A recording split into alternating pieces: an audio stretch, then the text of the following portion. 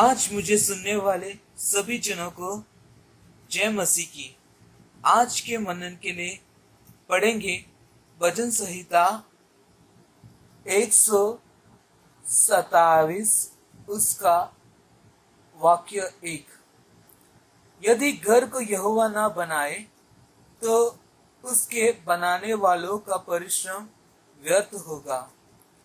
यदि नगर की रक्षा यहोवा ना करे तो रखवाले का जागना व्यर्थ ही होगा।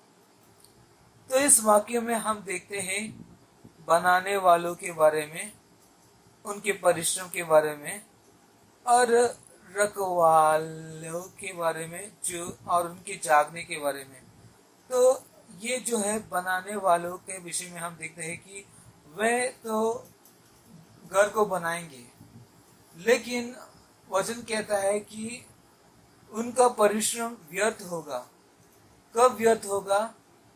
जब ही यहोवा उनके जो काम वो करते हैं बनाने का, उस काम में साथ नहीं देंगे।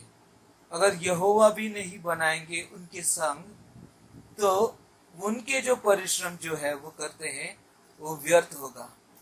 और इसी तरह रखवाले, उनका जो जागना है वो व्यर्थ होगा। वे तो कोशिश करेंगे कि नगर की रक्षा करने के लिए, अगर यहोवा उनके साथ नहीं देंगे उस बात, अगर यहोवा भी उस काम जो है नगर की रक्षा करना नहीं करेंगे, तो वो जो करेंगे, वो जो काम वो तो करेंगे, लेकिन फिर भी वो व्यर्थ होगा।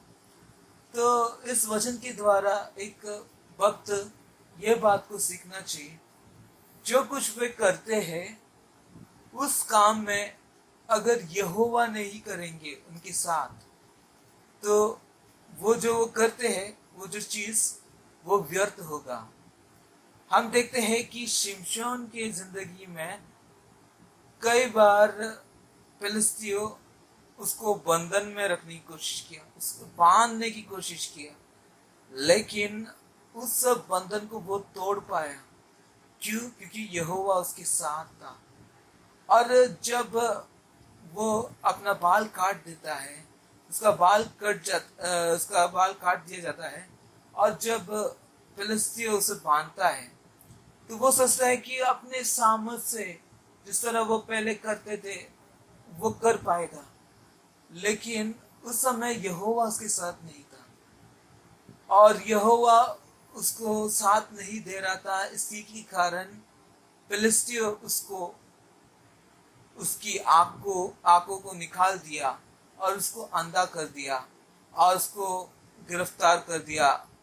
तो यह संभव कैसा हुआ? जब यहोवा उसे छोड़ दिया।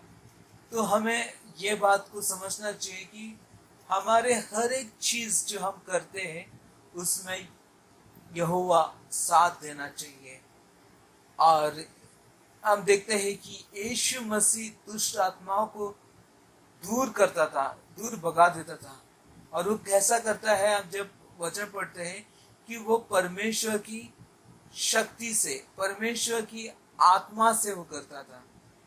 तो परमेश्वर के बिना हम कुछ ना करें, चाहे वो दुष्ट आत्मा को दूर करना हो और किसी भी बात हो, जो कुछ हम करते हैं अगर उसे व्यर्थ ना होना है तो यहोवा हमारे संग रहना जरूरी है।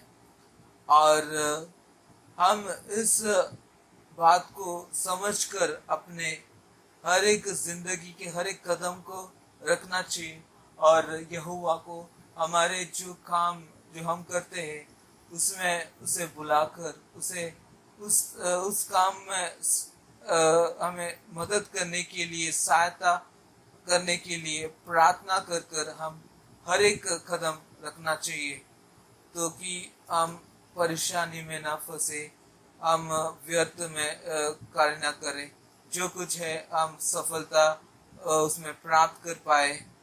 परमेश्वर आपको इस वचन से आशीष करे। आमीन।